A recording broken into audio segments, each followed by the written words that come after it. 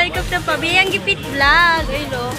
Ayan, so today po nandito tayo sa airport.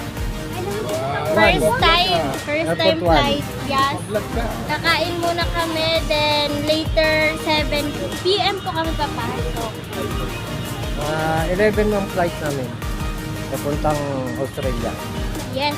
Kami naman ang bibisita doon. Kami naman ang mamamasyal doon. Hindi naman sila mamamasyal sa amin.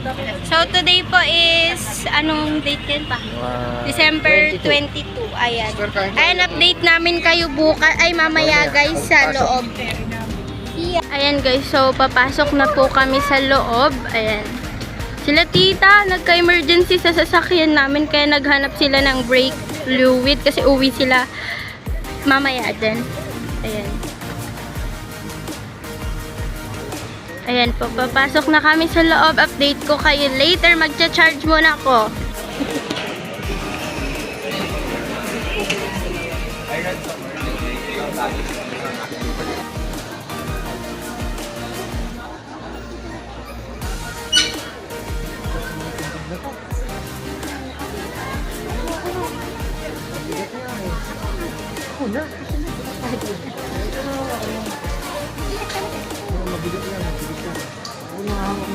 Guys, so nakapasok na kami. Tapos na din po kami sa immigration. Ayun, kakatapos na namin. Naglalakad-lakad na kami. Hello! Hello! Andito na kami sa airport. Nakapasok na kami. Salamat po. Salamat po sa... Nag-aaway po sila. Hey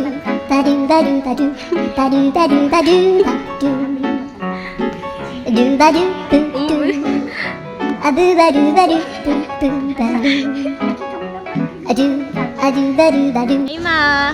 Hello! Kumakain na kami ng arroz caldo dito sa airport. Nag-nervous ako. Ayan guys, so nandito po kami sa airport ngayon. Nagmerienda muna kami 1 hour bago kami pumasok sa plane.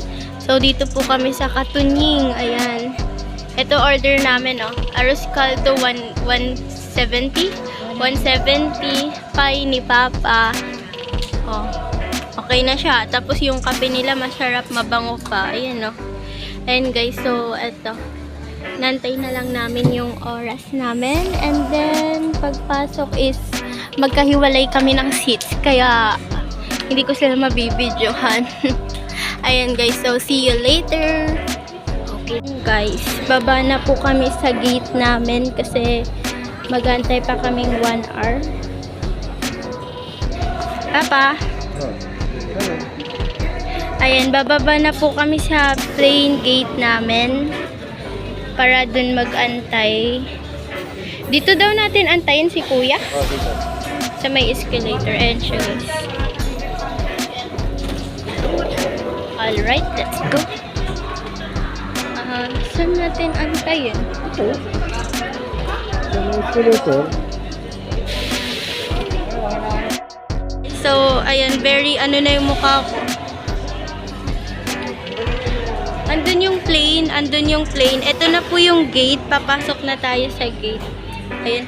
Nantay na lang namin si mama kasi naka-wheelchair siya eh. Ayan guys. Madrama kasi yun. Madrama. Nagdrama. Marte. Gusto naka-wheelchair guys. And so, ang init pero ganito suot ko. Si Papa. Ayun yung mga plane dun sa labas. Excited na kami. See you, Brisbane. First time flight namin to pero may nangyari. Kikwento na lang namin sa inyo guys pagdating namin ng Brisbane. Kasi para may makuha na din po kayong information sa mga magta-travel. Ayan, sa nangyari sa akin. Okay, so later ulit. Bye-bye! Ayan guys, so ito yung gate namin. Ayan, so ito yung mga kasabay natin sa plane. Ayan, mga Brisbane rin. Nalalamig ka na? Malamig. Lalamig na. Lalamig na siya guys. Malamig pala dito sa baba. Yup. Ayun si mama. Number 1 siya dun. Hawak niya yung mga ano natin. Pasok na po kami dito sa gate. Papa.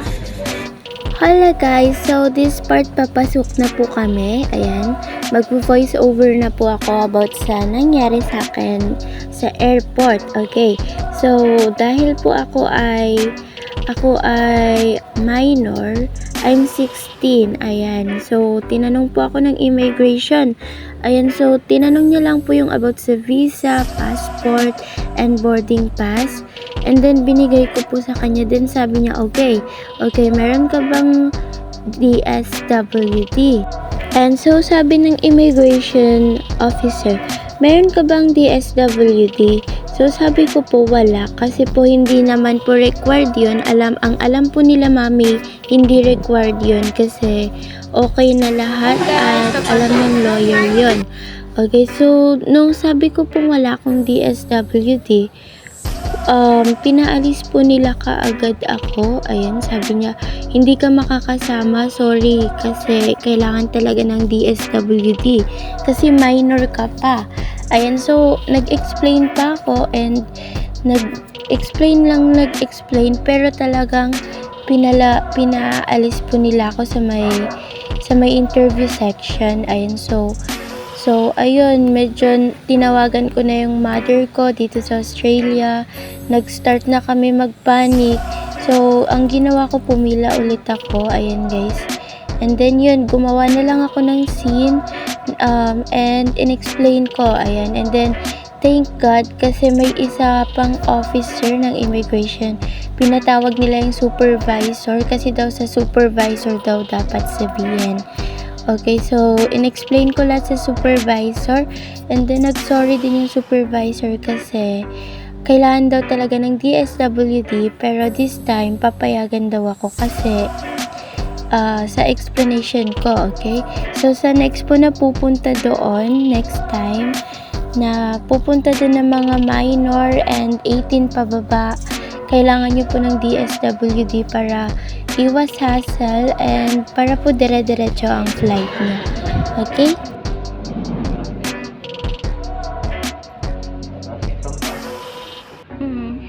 So, ito po yung airport dito. Toilet nila lang. Kasi Australia na tayo sa Papa. Okay na. Antayin ko lang reply ni Mami para sa immigration. Oo. Brisbane.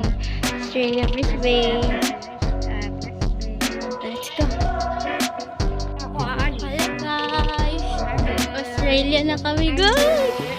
Dito na kami. Kakaland lang po and walang masyadong tao. We're landing here at the Brisbane, Australia. Now, let's see the... Dito ka lang, English na.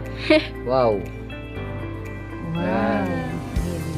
Ito po ang airport ng Philippine Airlines. Yep. Tara. Ang lawak ng airport nila. Wala pang tao. Parang may zombie. Zombie po ko. Okay na. Okay na. Okay. Tinatamad kaming maglakad kaya sumakay kami ng escalator. Straight. Straight. Yung lupa, lumalakad. Straight Nandito kami. escalator. Hindi kami makahakbang. Dito kami sa sa lupang lumalakad. Wait lang. Kinuha na namin. Lalabas na kami. Tanong lang kami. See you later. Ayun!